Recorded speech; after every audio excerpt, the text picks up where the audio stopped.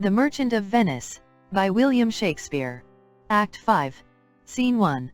Belmont. The avenue to Portia's house. Enter Lorenzo and Jessica. Lorenzo. The moon shines bright. In such a night as this, when the sweet wind did gently kiss the trees, and they did make no noise, in such a night, Troilus methinks mounted the Trojan walls, and sighed his soul toward the Grecian tents, where Cressid lay that night. Jessica. In such a night, did Thisbe fearfully o'ertrip the dew, and saw the lion's shadow ere himself, and ran dismayed away. Lorenzo. In such a night, stood Dido with a willow in her hand, upon the wild sea banks, and waft her love, to come again to Carthage. Jessica. In such a night, Medea gathered the enchanted herbs, that did renew old Aeson. Lorenzo. In such a night, did Jessica steal from the wealthy Jew, and with an unthrift love did run from Venice, as far as Belmont. Jessica. In such a night, did young Lorenzo swear he loved her well, stealing her soul with many vows of faith, and ne'er a true one. Lorenzo. In such a night, did pretty Jessica, like a little shrew, slander her love, and he forgave it her. Jessica. I would outnight you did nobody come, but hark, I hear the footing of a man. Enter Stefano. Lorenzo. Who comes so fast in silence of the night? Stefano. A friend.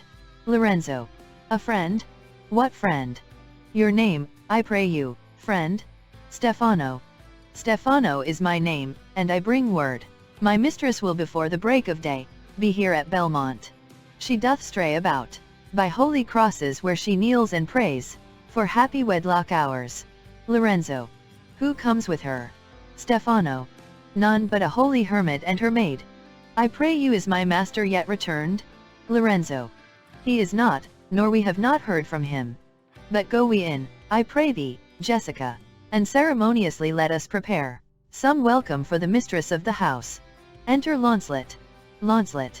Sola, sola, wo ha, ho, sola, sola. Lorenzo. Who calls? Launcelot. Sola? Did you see Master Lorenzo?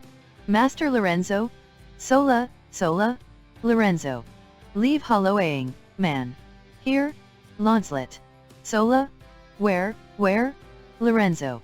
Here? Launcelot. Tell him there's a post come from my master with his horn full of good news. My master will be here ere morning. Exit. Lorenzo. Sweet soul, let's in, and there expect their coming. And yet no matter, why should we go in? My friend Stefano, signify, I pray you, within the house, your mistress is at hand, and bring your music forth into the air. Exit Stefano. How sweet the moonlight sleeps upon this bank. Here will we sit and let the sounds of music creep in our ears, soft stillness and the night become the touches of sweet harmony. Sit, Jessica. Look how the floor of heaven is thick inlaid with patens of bright gold. There's not the smallest orb which thou beholdest he, but in his motion like an angel sings, still queering to the young-eyed cherubims. Such harmony is in immortal souls, but whilst this muddy vesture of decay doth grossly close it in, we cannot hear it. Enter musicians. Come, ho, and wake Diana with a hymn. With sweetest touches pierce your mistress' ear, and draw her home with music. Music. Jessica. I am never merry when I hear sweet music. Lorenzo. The reason is, your spirits are attentive. For do but note a wild and wanton herd, or race of youthful and unhandled colts, fetching mad bounds, bellowing, and neighing loud, which is the hot condition of their blood. If they but hear perchance a trumpet sound, or any air of music touch their ears, you shall perceive them make a mutual stand, their savage eyes turned to a modest gaze, by the sweet power of music. Therefore the poet did feign that Orpheus drew trees, stones, and floods, since not so stockish, hard, and full of rage, but music for the time doth change his nature. The man that hath no music in himself, nor is not moved with concord of sweet sounds, is fit for treasons, stratagems, and spoils. The motions of his spirit are dull as night, and his affections dark as Erebus. Let no such man be trusted. Mark the music. Enter Portia and Nerissa. Portia. That light we see is burning in my hall. How far that little candle throws his beams? So shines a good deed in a naughty world. Nerissa. When the moon shone we did not see the candle. Portia. So doth the greater glory dim the less. A substitute shines brightly as a king, until a king be by, and then his state empties itself, as doth an inland brook, into the main of waters. Music? Hark? Nerissa. It is your music, madam, of the house. Portia. Nothing is good, I see, without respect. Methinks it sounds much sweeter than by day. Nerissa. Silence bestows that virtue on it, madam. Portia. The crow doth sing as sweetly as the lark, when neither is attended, and I think the nightingale, if she should sing by day, when every goose is cackling, would be thought no better a musician than the wren. How many things by season seasoned are, to their right praise and true perfection? Peace?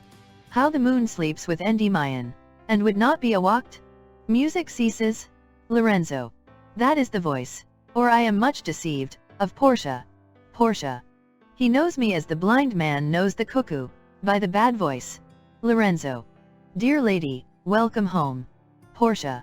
We have been praying for our husband's welfare, which speed, we hope, the better for our words. Are they returned? Lorenzo. Madam, they are not yet, but there is come a messenger before, to signify their coming. Portia. Go in, Nerissa. Give order to my servants, that they take no note at all of our being absent hence. Nor you, Lorenzo, Jessica, nor you. A tucket sounds. Lorenzo. Your husband is at hand, I hear his trumpet. We are no telltales, madam, fear you not. Portia. This night methinks is but the daylight sick. It looks a little paler. 'Tis a day, such as the day is when the sun is hid. Enter Bassanio, Antonio, Gratiano, and their followers. Bassanio. We should hold day with the antipodes, if you would walk in absence of the sun. Portia. Let me give light, but let me not be light, for a light wife doth make a heavy husband, and never be Bassanio so for me. But God sort all? You are welcome home, my lord. Bassanio. I thank you, madam. Give welcome to my friend. This is the man, this is Antonio, to whom I am so infinitely bound. Portia. You should in all sense be much bound to him, for, as I hear, he was much bound for you. Antonio. No more than I am well acquitted of. Portia. Sir, you are very welcome to our house. It must appear in other ways than words. Therefore I scant this breathing courtesy. Gratiano. To Nerissa. By yonder moon I swear you do me wrong. In faith, I gave it to the judge's clerk. Would he were guilt that had it, for my part. Since you do take it, love, so much at heart. Portia. A quarrel, ho, already. What's the matter? Gratiano. About a hoop of gold, a paltry ring, that she did give me, whose posy was, for all the world like Cutler's poetry, upon a knife, love me, and leave me not. Nerissa. What talk you of the posy, or the value? You swore to me when I did give it you, that you would wear it till your hour of death, and that it should lie with you in your grave. Though not for me, yet for your vehement oaths, you should have been respective and have kept it. Gave it a judge's clerk. No, God's my judge, the clerk will ne'er wear hair on's face that had it. Gratiano. He will, and if he live to be a man. Nerissa. Ay, if a woman live to be a man. Gratiano. Now, by this hand, I gave it to a youth, a kind of boy, a little scrubbed boy, no higher than thyself, the judge's clerk, a prating boy that begged it as a fee. I could not for my heart deny it him. Portia. You were to blame, I must be plain with you, to part so slightly with your wife's first gift, a thing stuck on with oaths upon your finger, and so riveted with faith unto your flesh. I gave my love a ring, and made him swear never to part with it, and here he stands. I dare be sworn for him he would not leave it, nor pluck it from his finger for the wealth that the world masters. Now, in faith, Gratiano, you give your wife too unkind a cause of grief, and 'twere to me I should be mad at it. Bassanio. Aside. Why, I were best to cut my left hand off, and swear I lost the ring defending it. Gratiano. My lord Bassanio gave his ring away, unto the judge that begged it, and indeed, deserved it too. And then the boy, his clerk, that took some pains in writing, he begged mine, and neither man nor master would take aught, but the 2 rings. Portia. What ring gave you, my lord? Not that, I hope, which you received of me. Bassanio. If I could add a lie unto a fault, I would deny it, but you see my finger hath not the ring upon it, it is gone. Portia. Even so void is your false heart of truth. By heaven, I will ne'er come in your bed, until I see the ring. Nerissa. Nor I in yours, till I again see mine? Bassanio. Sweet Portia, if you did know to whom I gave the ring, if you did know for whom I gave the ring, and would conceive for what I gave the ring, and how unwillingly I left the ring, when naught would be accepted but the ring, you would abate the strength of your displeasure. Portia. If you had known the virtue of the ring, or half her worthiness that gave the ring, or your own honor to contain the ring, you would not then have parted with the ring. What man is there so much unreasonable, if you had pleased to have defended it, with any terms of zeal, wanted the modesty, to urge the thing held as a ceremony? Nerissa teaches me what to believe. I'll die for tea but some woman had the ring. Bassanio. No, by my honor, madam, by my soul, no woman had it, but a civil doctor, which did refuse 3,000 ducats of me, and begged the ring, the which I did deny him, and suffered him to go displeased away, even he that had held up the very life of my dear friend. What should I say, sweet lady? I was enforced to send it after him. I was beset with shame and courtesy. My honor would not let ingratitude so much besmear it. Pardon me, good lady, for by these blessed candles of the night, had you been there, I think you would have begged the ring of me to give the worthy doctor. Portia. Let not that Dr. come near my house, since he hath got the jewel that I loved, and that which you did swear to keep for me. I will become as liberal as you. I'll not deny him anything I have. No, not my body, nor my husband's bed. Know him I shall, I am well sure of it. Lie not a night from home. Watch me like Argus. If you do not, if I be left alone, now by mine honor which is yet mine own, I'll have that doctor for mine bedfellow. Nerissa. And I his clerk. Therefore be well advised, how you do leave me to mine own protection. Gratiano. Well, do you so. Let not me take him then, for if I do, I'll mar the young clerk's pen. Antonio. I am unhappy subject of these quarrels. Portia. Sir, grieve not you. You are welcome notwithstanding. Bassanio.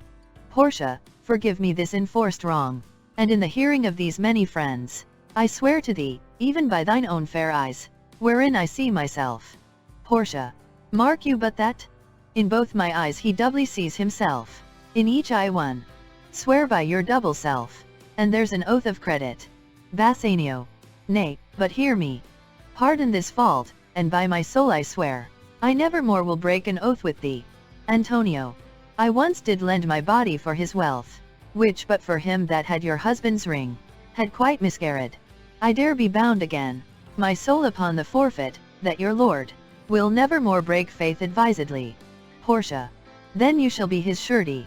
Give him this, and bid him keep it better than the other. Antonio. Here, Lord Bassanio, swear to keep this ring. Bassanio. By heaven, it is the same I gave the doctor. Portia. I had it of him, pardon me, Bassanio, for by this ring, the doctor lay with me. Nerissa. And pardon me, my gentle Gratiano, for that same scrubbed boy, the doctor's clerk, in lieu of this, last night did lie with me. Gratiano. Why, this is like the mending of highways, in summer, where the ways are fair enough. What, are we cuckolds ere we have deserved it?